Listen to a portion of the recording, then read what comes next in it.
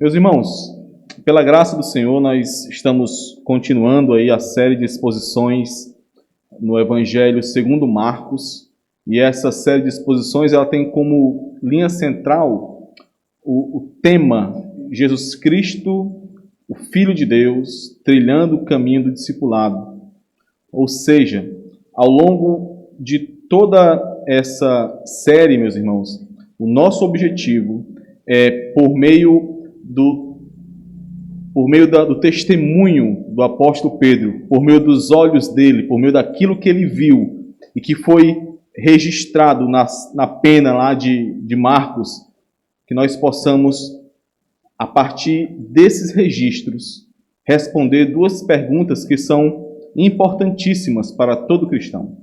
Duas perguntas que precisam nos alertar e que nós precisamos fazer constantemente para que sejamos edificados e para que possamos prosseguir seguindo ao Senhor Jesus Cristo.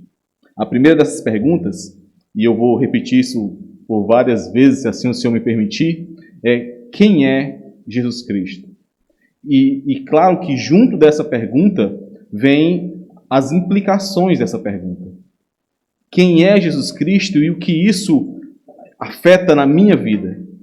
Como eu reajo a essa verdade de quem é Jesus Cristo? Nós veremos nos primeiros capítulos de Marcos que isso define as pessoas com quem o Senhor Jesus Cristo se encontra. A reação à verdade de que Jesus é o Filho de Deus define aqueles que fazem parte do reino que iniciou e aqueles que não fazem parte desse reino.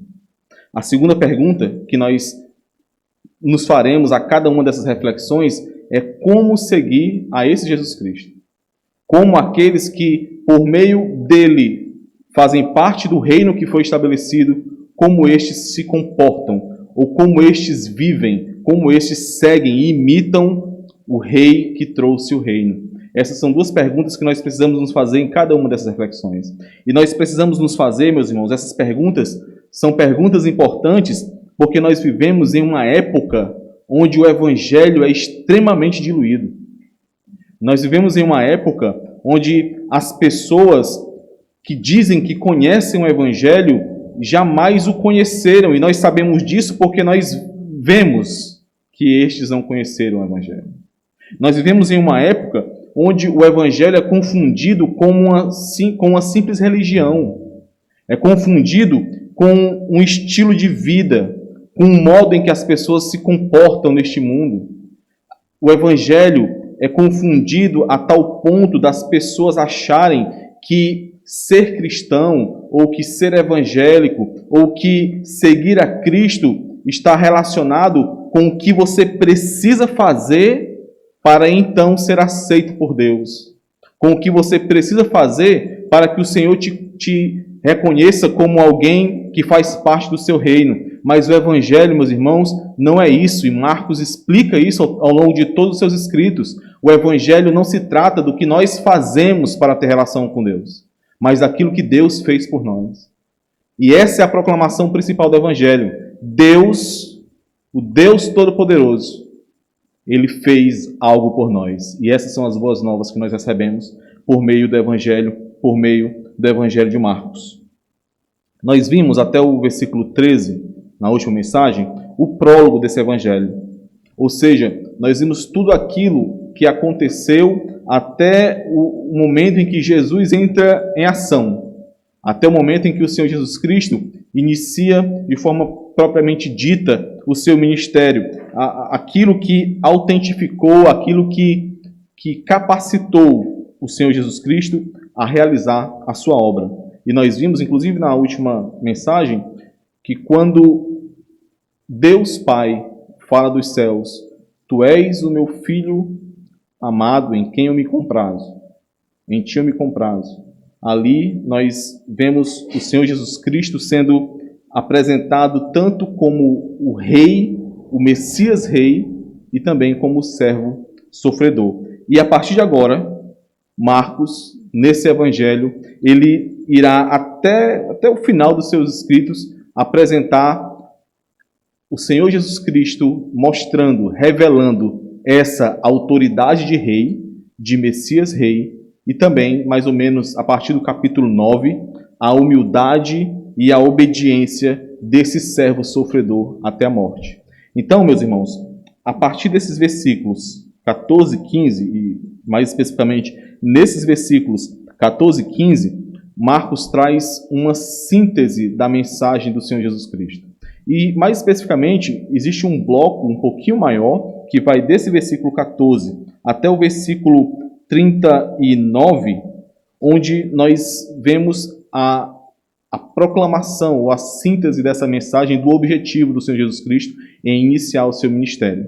Nós temos o versículo 39, muito parecido com o versículo 14, quando Marcos escreve assim: então foi por toda a Galileia, pregando nas sinagogas deles e expelindo os demônios. Nós temos aqui um bloco sendo fechado. E a síntese desses versículos 14 e 15, meus irmãos, é o Senhor Jesus Cristo demonstrando essa sua autoridade de rei, mostrando que ele é o rei, o Messias Rei que veio para trazer o reino.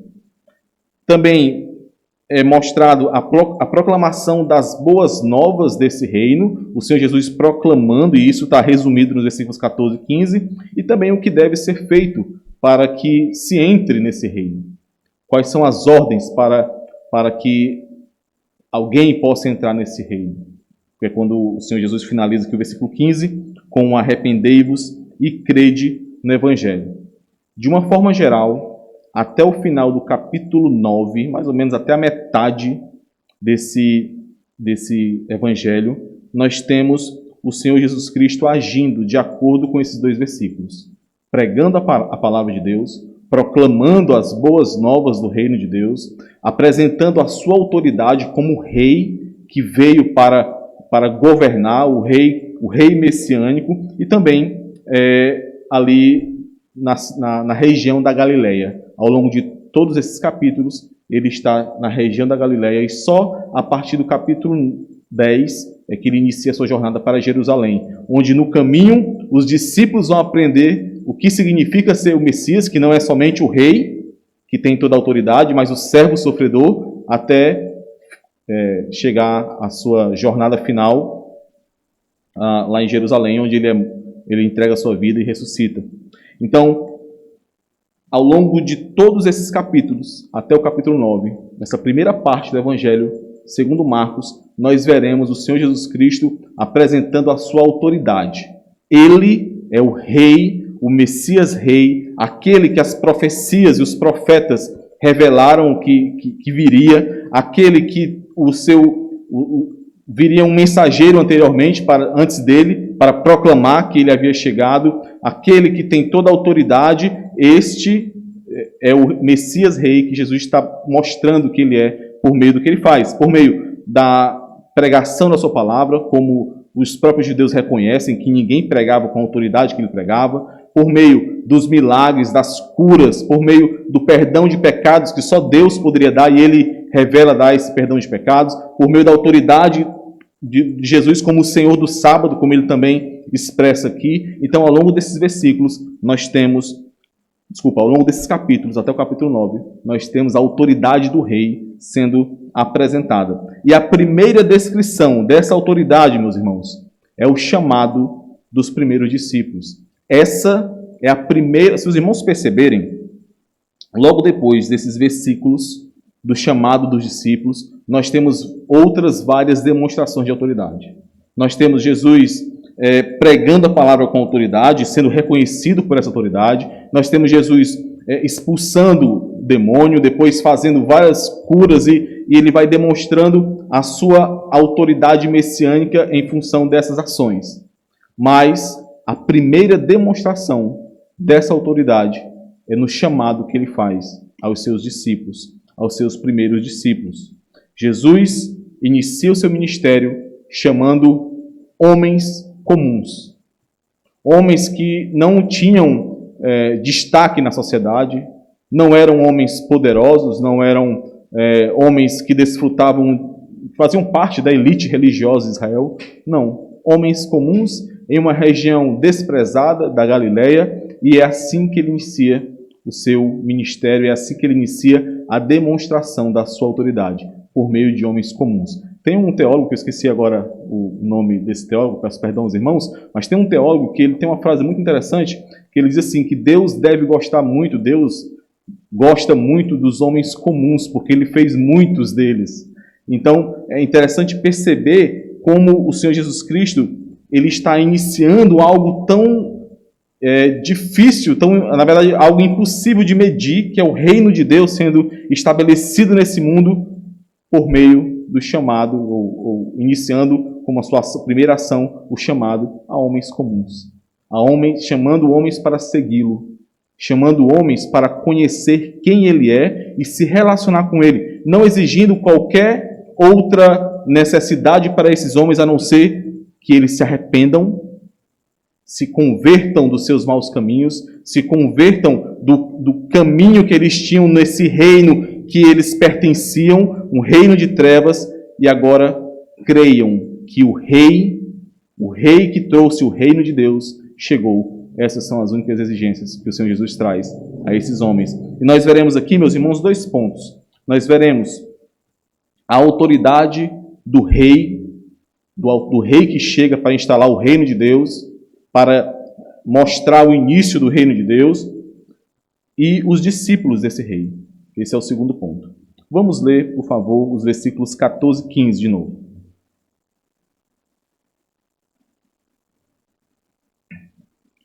Depois de João ter sido preso, foi Jesus para Galiléia, pregando o evangelho de Deus, dizendo: o tempo está cumprido e o reino de Deus está próximo. Arrependei-vos e crede no evangelho. Nós temos aqui, meus irmãos, Marcos destacando o início de uma nova era, de um novo período na história da humanidade. Marcos inicia dizendo que depois de João ter sido preso, Jesus foi para a Galiléia para pregar o evangelho. Então, Marcos está estabelecendo aqui um marco mesmo, está mostrando que a partir daquele momento uma nova era foi iniciada. Até ali nós tivemos o último profeta da antiga aliança, que a partir dali sai de cena e entra então o Messias, o rei prometido, que veio estabelecer o reino e que veio realizar a sua obra, aquele que é mais poderoso, como João diz antes, aquele que batizaria com o Espírito Santo e não somente com a água. Um novo tempo, uma nova era está iniciando aqui. Marcos quer deixar isso bem marcado. É interessante também, meus irmãos, nós percebermos que logo depois desses versículos, Marcos fala sobre discipulado, fala sobre aqueles que vão seguir ao Senhor Jesus Cristo. Então, Marcos já está dando aqui uma dica a respeito desse discipulado. João, aquele que viria antes do Senhor Jesus Cristo e que proclamava o Evangelho ou as boas novas que viriam, este foi preso e depois morto. Este foi perseguido. O mundo não aceitou que ele ficasse falando. O mundo tentou calá-lo.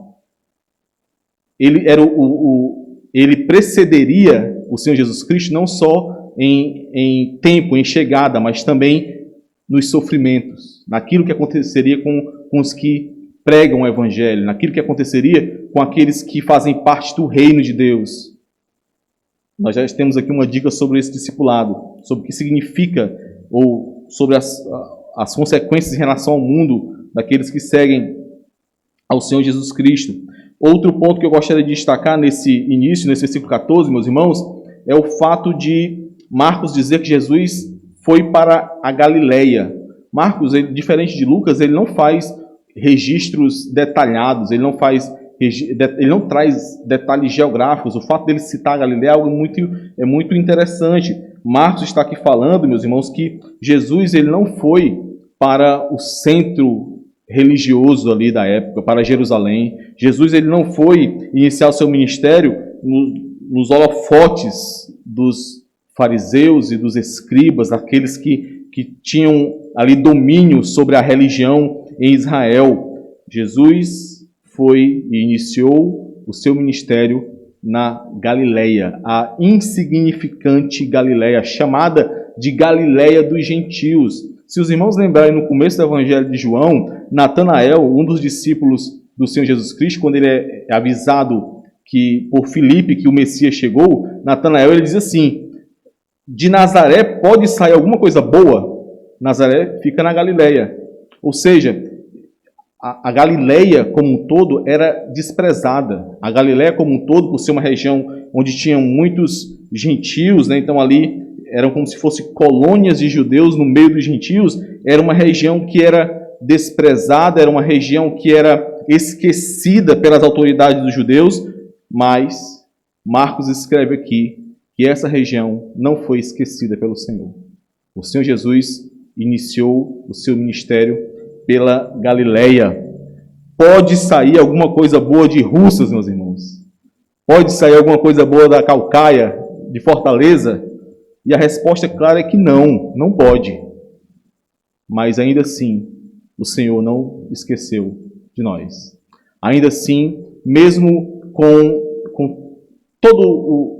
mesmo sabendo quem nós somos, o Senhor não esqueceu de nós. O Senhor nos entrega a boa notícia do Evangelho, que é o Senhor Jesus Cristo. O Senhor nos buscou e nos chamou de forma irresistível para o seu reino.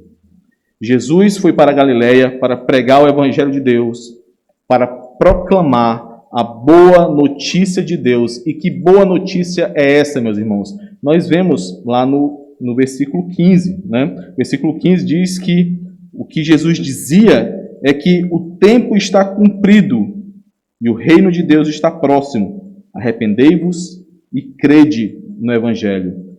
Chegou a hora. É o que o apóstolo Paulo, lá em Gálatas, capítulo 4, versículo 4, chama de a plenitude do tempo. O plano de Deus, tudo aquilo que Deus, o Deus Pai, o Deus Filho, o Deus Espírito Santo decretaram, planejaram, tudo apontava para esse momento. O tempo chegou, a hora chegou, a plenitude do tempo chegou. O reino de Deus está próximo. O reino de Deus chegou. A ideia de reino, meus irmãos, tem um aspecto de domínio que nós, de uma forma geral, entendemos de forma mais fácil. Quando nós pensamos em reino, nós pensamos em um território, nós pensamos em algo geográfico, nós pensamos nos súditos desse reino, nós pensamos na esfera geral de atuação desse reino. É mais fácil de entendermos isso, embora nós não tenhamos muitas monarquias nos dias de hoje. Nós temos menos de 30 monarquias no mundo todo. Talvez você, quando pense na mais comum, na mais conhecida, né? O Reino Unido, talvez você já imagine essas questões da esfera do Reino Unido, né? Existe uma rainha, existem territórios ali, existem súditos, existem regras. E é claro que esse é um aspecto válido a respeito de um reino. Mas existe um outro aspecto, meus irmãos, que não fica tão claro de forma direta, de forma implícita, e para isso nós precisamos resgatar o entendimento do que é reino de Deus, que é o aspecto relacionado à autoridade do reino de Deus. Que o reino de Deus representa o poder de Deus, representa a autoridade de Deus. Peço aos irmãos que abram o Evangelho de Lucas, capítulo 19, versículos 11 e 12.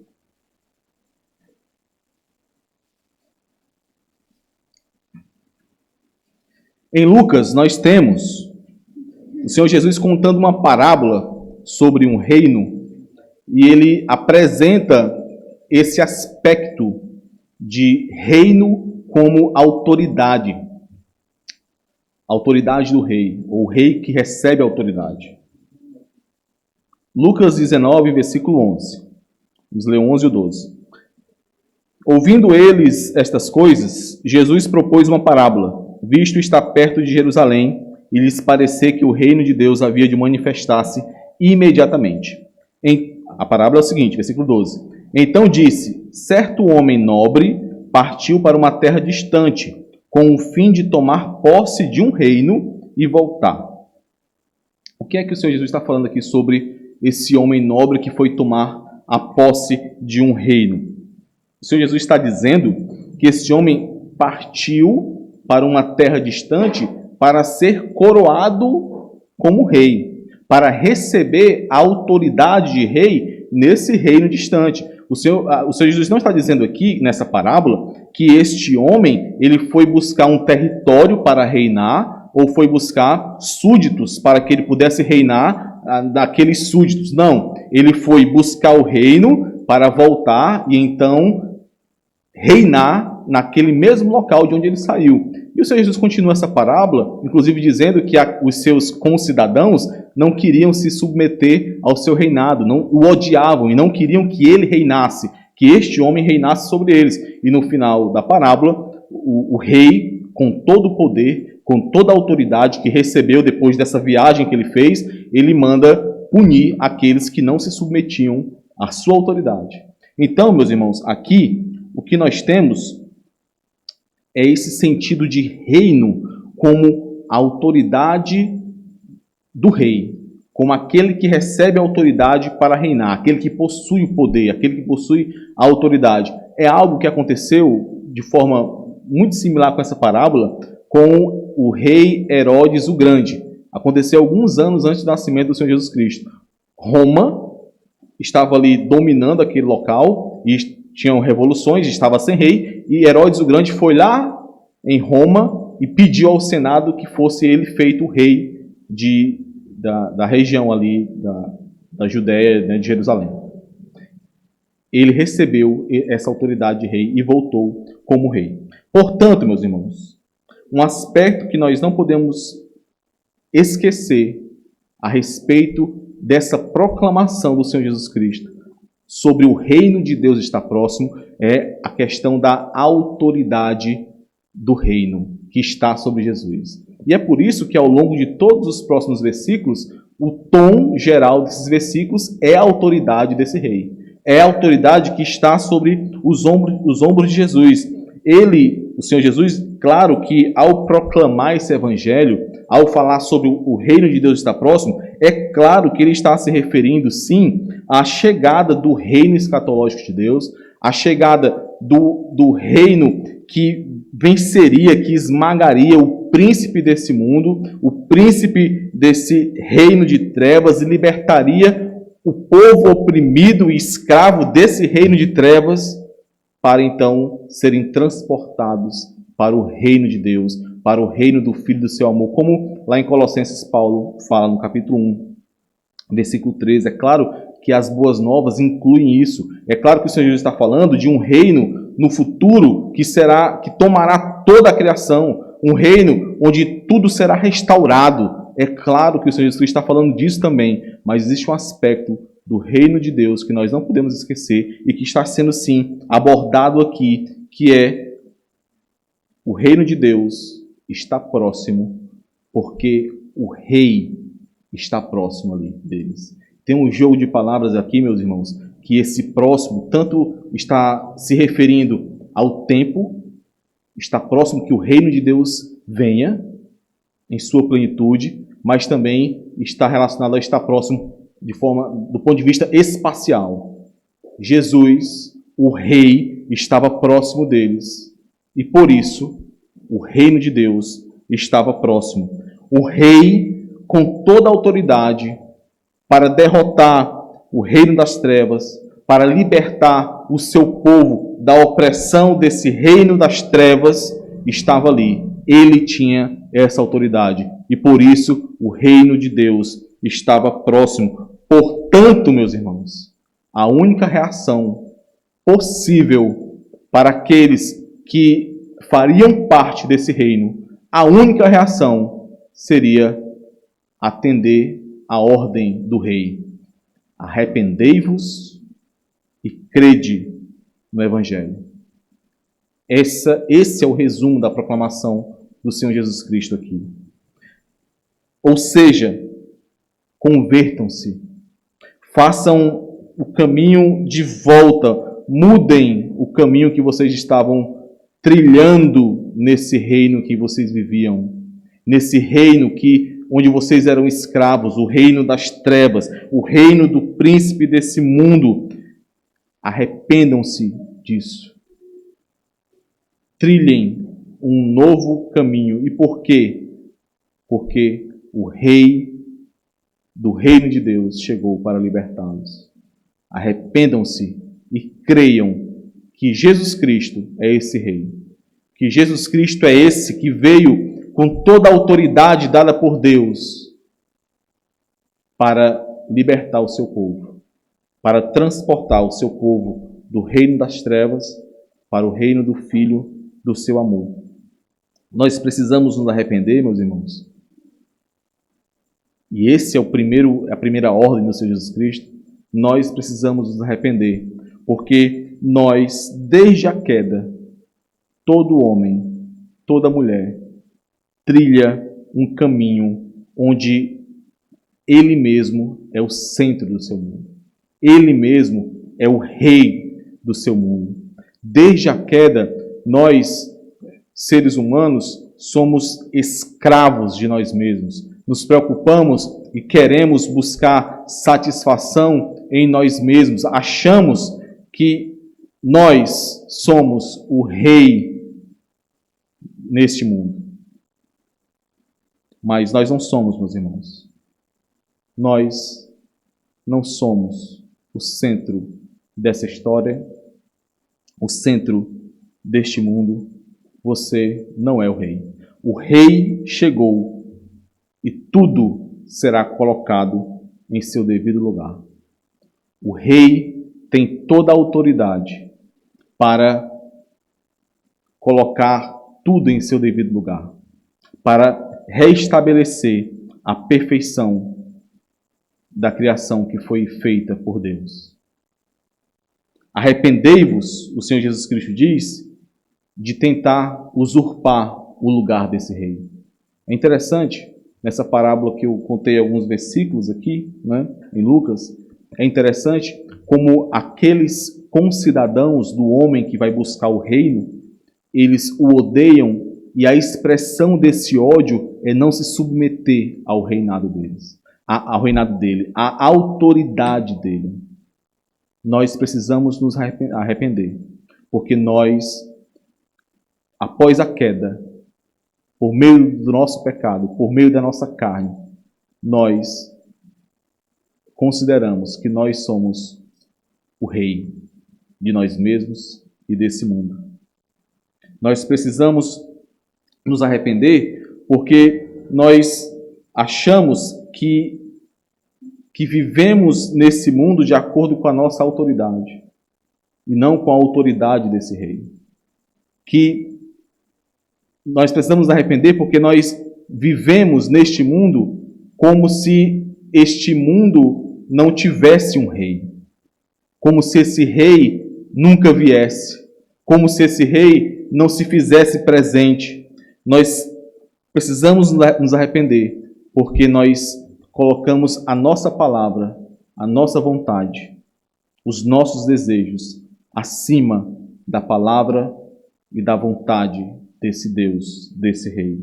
Nós precisamos nos arrepender porque nós buscamos satisfação em nós mesmos, em fazer a nossa vontade e os nossos desejos acima deste Rei.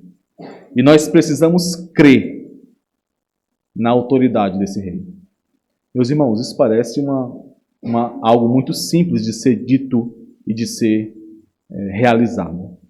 Mas nós precisamos viver de acordo com a autoridade desse Rei. Crer que o Senhor Jesus Cristo é este que veio com autoridade para vencer esse reino de trevas. E o venceu.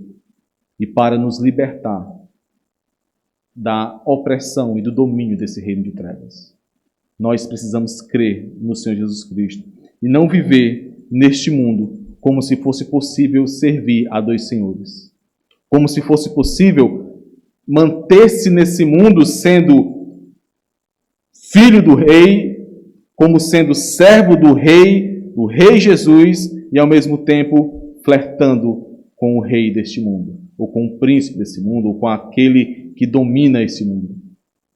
Não podemos servir a dois senhores. não podemos agir como se crescemos no Senhor Jesus Cristo e nas primeiras investidas desse reino nós desabamos, nós concordamos com o que ele apresenta. Nós precisamos crer que Jesus Cristo é o Filho de Deus, é o Rei sobre os ombros de quem está toda a autoridade, o Rei que domina céus e terra, o Rei que sustenta-nos, o Rei que nos chama para Ele, o Rei que tem toda a autoridade.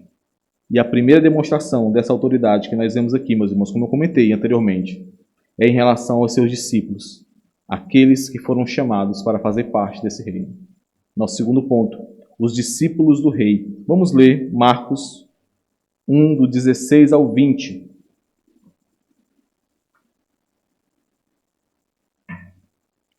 Caminhando junto ao mar da Galileia, viu os irmãos Simão e André, que lançavam a rede ao mar, porque eram pescadores. Disse-lhe Jesus: Vinde após mim, e eu vos farei pescadores de homens. Então eles deixaram imediatamente as redes e o seguiram. Pouco mais adiante, viu Tiago, filho de Zebedeu, e João, seu irmão, que estavam no barco consertando as redes, e logo o chamou. Deixando eles no barco, a seu pai Zebedeu com os empregados, seguiram após Jesus. A primeira demonstração da autoridade do rei que chegou, não é um milagre, não é um sermão arrebatador ali, a descrição desse sermão. Marcos apresenta aqui como a demonstração, a primeira ação de autoridade desse rei, o chamado desse rei para os seus súditos, para aqueles que fariam parte do reino, para aqueles que inclusive fariam parte do reino servindo ao rei. Marcos relata o chamado de dois pares, de irmãos, de dois pares de discípulos. E nós devemos notar que são homens comuns, pescadores, que tinham suas atribuições, que estavam ali trabalhando e que deixaram tudo para seguir o Senhor Jesus Cristo. O primeiro ponto, meus irmãos, que eu quero destacar com os irmãos aqui, a respeito desse chamado ou desse discipulado que o Senhor Jesus Cristo está aqui apresentando, é que o discipulado, ele parte de Jesus. O chamado parte de Jesus. E isso é algo que talvez nós não percebamos a importância ou o destaque disso de início. Os mestres, meus irmãos, os rabis da época de Jesus, os mestres de Jerusalém, para estes mestres era totalmente incomum que eles fossem em busca de seus discípulos. Isso jamais acontecia. Para estes mestres, os discípulos é que iam em busca deles e pediam para segui-lo, e então eles eram avaliados e, se tivessem ali ao nível daquele mestre, eles eram recebidos como discípulos. Mas o Senhor Jesus, ele vê aqui, como eu já comentei com os irmãos, homens comuns, homens atarefados em seus afazeres. Marcos registra isso. Eles não estavam passeando ou não estavam aí desocupados, eles estavam, alguns pescando, outros consertando as redes. O Senhor Jesus vê homens que não são participantes do meio da elite religiosa de Israel. O Senhor Jesus chama homens que não possuem qualquer qualificação para o ministério que eles iriam desempenhar. Não. O Senhor Jesus Cristo vê homens comuns e os chama. E somente porque Ele os chama é que eles vão. A autoridade do Senhor Jesus Cristo está ali, demonstrada, em que somente pode entrar ou fazer parte desse reino aqueles a quem o Senhor chama. Somente aqueles a quem o Senhor chama são feitos participantes desse reino. Não é um simples convite, e a forma como Marcos escreve isso, aqui, ao descrever, por exemplo, no versículo 17, quando ele fala, vinde após mim, né? Quando o Senhor Jesus Cristo diz, vinde após mim, ou então quando o Senhor Jesus Cristo diz aqui, no versículo 20, quando diz, e logo os chamou, aqui nós não temos um simples convite, mas aqui, meus irmãos, é a expressão de uma convocação real. É como se o Senhor Jesus Cristo, como rei, estivesse fazendo uma convocação aos súditos do seu reino. E a eles, e para eles, não existiria qualquer outra opção a não ser atender a esse chamado. Para os súditos desse rei, ao ouvirem o seu chamado, não existiria a opção de não ir. Eles reconheciam e eles eram atraídos por essa autoridade do rei. Meus irmãos, isso precisa nos fazer lembrar de que nós pertencemos ao Senhor Jesus Cristo simplesmente e unicamente por conta da autoridade dele. Nós, não, se dependêssemos da nossa atitude ou da nossa iniciativa em buscarmos ao Senhor Jesus Cristo, em buscarmos a salvação, nós estaríamos perdidos. O Senhor Jesus Cristo, por meio da sua graça, por meio da obra que foi feita por Ele, Ele, com toda a autoridade, chamou os crentes, chamou o povo de Deus, chamou aqueles que foram escolhidos pelo Senhor, como nós cantamos hoje, para fazerem parte do reino de Deus. E Ele os chamou. É interessante demais perceber isso aqui, meus irmãos.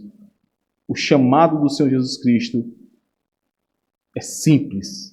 O que Ele diz é, segue-me. É uma convocação que não, como eu falei no início, não traz muitas exigências, não traz capacitações extraordinárias que mostrem a importância daqueles que estão sendo chamados. Não. O Senhor Jesus Cristo diz, arrepende-te de ser súdito desse reino das trevas em que você vive e crê que eu sou o rei que veio com a autoridade dos céus para estabelecer o reino dos céus, o reino de Deus. Arrepende-te e crê. Você não veio ao Senhor Jesus Cristo porque, apesar de não o conhecer tão bem, você era uma pessoa tranquila, calma e gente boa. Você não veio ao Senhor Jesus Cristo porque você tinha alguma característica que seria boa para o reino e por isso Ele te convocou para que você assim pudesse servir ao reino. Você veio ao Senhor Jesus Cristo porque Ele te chamou. Porque a autoridade dele se fez presente nesse chamado. Porque ele assim decretou e assim executou. E esse é um dos pontos que Marcos quer destacar aqui, meus irmãos. Não existia outra resposta possível para aqueles discípulos. Não era possível para eles se mostrarem indiferentes, como as multidões se mostrarão logo mais à frente. Não era possível para eles odiar ao Senhor Jesus Cristo como os fariseus e os escribas odiarão. Por quê? Porque pela autoridade do Senhor, Ele resgatou, Ele chamou aqueles para o reino de Deus. Aqueles que foram dados ao Senhor Jesus Cristo pelo Pai, eles tiveram seus olhos abertos. Eles puderam ver aquilo que outros jamais poderiam por si mesmos. Eles viram a glória do unigênito do Pai. Eles viram a glória de Deus no Senhor Jesus Cristo. E então o seguiram. Quando você se sente fraco, meu irmão, quando você se sente fraca, minha irmã, você precisa se lembrar disso. O Senhor Jesus Cristo te chamou. Não depende da nossa força.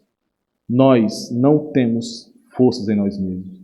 Nós muitas vezes, meus irmãos, nós caminhamos a caminhada cristã, nós trilhamos o caminho do discipulado, achando que nós só precisávamos de um empurrãozinho no início.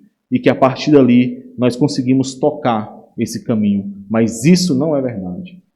O Senhor Jesus Cristo nos chamou por meio da sua autoridade e somente por conta disso é que nós o seguimos. E é somente por conta disso que nós nos mantemos de pé. Nós não temos forças, meus irmãos. Nós não temos forças em nós mesmos para continuarmos seguindo ao Senhor Jesus Cristo. Precisamos nos lembrar disso. Ele nos chamou. O Senhor nos chamou. Um segundo ponto que eu gostaria de destacar para os irmãos nesse discipulado é que o discipulado ele é um chamado para servir. Olha o que o Senhor Jesus diz nos versículos 16 e no versículo 19. Desculpa, só no versículo 16. 16 e 17. Caminhando junto ao mar da Galileia, viu os irmãos Simão e André, que lançavam a rede ao mar porque eram pescadores. Disse-lhe Jesus: Vinde após mim, e eu vos farei pescadores de homens. O Senhor Jesus Cristo chegou para estes homens que estavam ali vivendo as suas vidas de forma comum, que estavam ali ocupados, trabalhando, e os chama não somente para seguir ao Senhor Jesus Cristo, mas para fazer parte desse reino, para servir ao rei desse reino.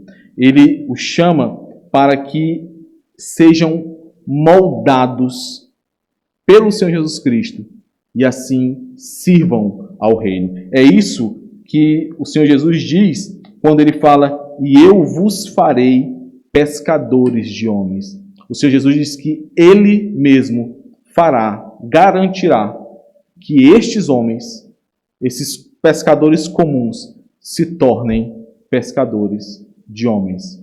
Meus irmãos, nós muitas vezes colocamos empecilhos para seguirmos ao Senhor Jesus Cristo, para servirmos ao Senhor naquilo que nós julgamos ser nossas limitações. E é claro que cada um de nós tem os dons que o Senhor Deus dá, mas nós não dependemos de nossas forças e de nossos talentos para servirmos ao Senhor.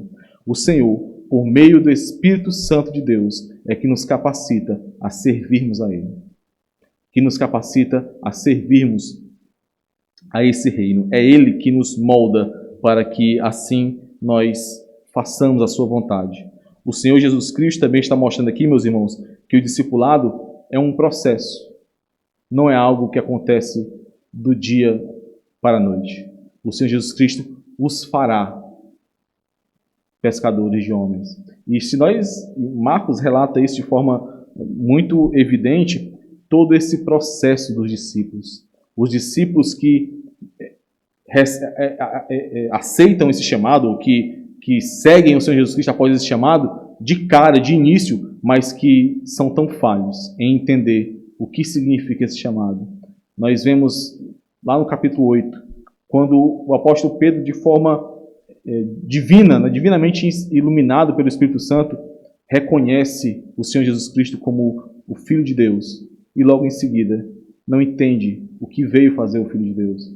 Nós vemos os discípulos fugindo, nós vemos os discípulos com medo, nós vemos os discípulos sendo chamados de incrédulos, mas nós vemos o tempo todo esses discípulos buscando seguir ao Senhor Jesus Cristo, buscando se manter nesse caminho de seguir ao Senhor Jesus Cristo. E essa é a perseverança que nós precisamos manter, porque é Ele quem nos dá, meus irmãos. Mesmo com nossas falhas, mesmo com nossos altos e baixos, e claro que isso não é uma desculpa para que nós nos desculpemos diante dos outros ou de nós mesmos, mas ainda que não sejamos perdoados pelos outros, ainda que falhemos tantas vezes, ainda que estejamos periodicamente pecando contra o nosso Senhor, nós precisamos lembrar que fomos chamados para seguir a Ele, a ter relacionamento com Ele, e é Ele quem garante isso para nós. E nós precisamos arrepender-nos e crermos que Ele é quem garante isso. E o último ponto, meus irmãos, que eu gostaria de destacar em relação a esse discipulado, é que o discipulado exige renúncia. Nós já vimos isso uma vez em uma mensagem que eu preguei aqui em Lucas capítulo 14, sobre o custo do discipulado. Nós vimos isso de forma um pouquinho sobre isso. Mas aqui, e ao longo de todo esse evangelho, Marcos vai destacar isso. O discipulado exige renúncia. Vamos ler, mais uma vez, os versículos agora 18 e o versículo 20. Então, eles deixaram imediatamente as redes e o seguiram. Simão e André. Pedro e André, né? Versículo 20. E logo chamou, deixando eles no barco a seu pai Zebedeu, com os empregados, seguiram após Jesus. Os discípulos foram chamados pelo Senhor. Não podiam resistir a esse chamado. E eles renunciaram ao que precisavam renunciar ali para seguir ao Senhor Jesus Cristo. Pedro e André deixaram as suas carreiras e bens ali. Deixaram as redes, deixaram o negócio que eles tinham. Às vezes a gente pensa que o fato deles serem pescadores não envolve algo tão importante, eram apenas pescadores, mas aquela época não dava para eles serem pescadores sem uma organização bem administrada, né, como uma empresa mesmo de pescado, para competir com outras empresas de fora ali da Galileia. Então, existem registros que mostram isso. Esses pescadores não eram somente pescadores, mas eram empresários do ramo da pesca ali, vamos dizer assim. Eles renunciaram a essa carreira e esses bens. Tiago e João deixaram a família e seguiram ao Senhor Jesus Cristo. Meus irmãos, é claro que eles não eliminaram isso de suas vidas. Não há nada errado na carreira e não há nada errado na família. Eles não eliminaram, mas eles entenderam que uma vez que o rei chegou, a prioridade deles era o rei e era o reino, e não a família ou a sua carreira. Existem relatos no próprio Evangelho de Marcos que mostram que alguns deles voltaram em alguns momentos a pescar e que se relacionaram com sua família, mas o Senhor Jesus era quem ocupava o centro da vida deles a partir daquele momento, mesmo falhando, mesmo ainda imperfeitos. Meus irmãos, nós precisamos nos lembrar constantemente que há um custo no discipulado. E eu falo aqui discipulado no sentido de seguir ao Senhor Jesus Cristo. Embora também há um custo na outra noção de discipulado. Há um custo, há a necessidade de renúncia para seguirmos ao Senhor Jesus Cristo. E essa renúncia, ela deve ser radical, como nós estamos vendo na série em Mateus aqui. Os filhos do reino são radicais, porque não há outra opção para os filhos do reino. Aqueles que põem mais peso em suas carreiras, em suas famílias, em seu conforto, em suas necessidades, estes não entenderam a autoridade do rei que chegou. Estes não entenderam a proclamação do Evangelho, das boas novas que foram dadas a este mundo. Deus, por meio de Cristo Jesus, trouxe salvação a este mundo. Aqueles que estavam aprisionados pelo reino das trevas foram libertados. Aqueles que estavam cegos, a estes brilhou a luz de Cristo, e em seus corações o Senhor Jesus Cristo estabeleceu o seu reino e estabelecerá plenamente o reino de Deus. Que nós possamos nos arrepender constantemente de nos voltarmos para o reino que não é o reino de Deus, de flertarmos com o reino das trevas, de muitas vezes nos comportarmos e pensarmos como aqueles que ainda não entenderam a proclamação do Evangelho. Que nós possamos nos arrepender disso e possamos crer verdadeiramente com os nossos corações, e isso extrapolando e sendo revelado na nossa vida, no nosso viver. Nós devemos crer, precisamos crer que o Senhor Jesus Cristo é o Rei com toda a autoridade, é o Rei do reino de Deus, é o Rei que nos libertou desse império das trevas e que nos levou para o reino dos céus. Que nós vivamos assim, meus irmãos. que nós nos lembremos constantemente disso. Vamos orar. Santo Deus, Pai, nós te louvamos e te agradecemos por tua tão grande bondade, Senhor, pela revelação do teu santo evangelho, por abrir os nossos olhos de maneira sobrenatural, de nos dar, Senhor, o teu Santo Espírito para que pudéssemos enxergar a glória do Senhor Jesus Cristo. Enxergar, Senhor, que só nele há salvação. Enxergar, Senhor, que nós prosseguíamos por um caminho que levava à perdição, que levava para longe do Senhor, que nos condenava a uma eternidade sem o Senhor. Muito obrigado, Senhor, por nos permitir, por nos dar a chance, a oportunidade de nos arrependermos, de gerar esse arrependimento em nós, de nos dar, Senhor, a fé para crermos. Muito obrigado, Senhor, por nos sustentar, por mesmo sendo nós tão falhos, por mesmo sendo nós tão pecadores ainda e tão incrédulos em relação à autoridade do Senhor. Muito obrigado por nos sustentar. Muito obrigado por nos dar o Senhor Jesus Cristo e o teu Santo Espírito como penhor da salvação que nós recebemos. Abençoa a tua igreja, Senhor, em nome de Jesus. Amém.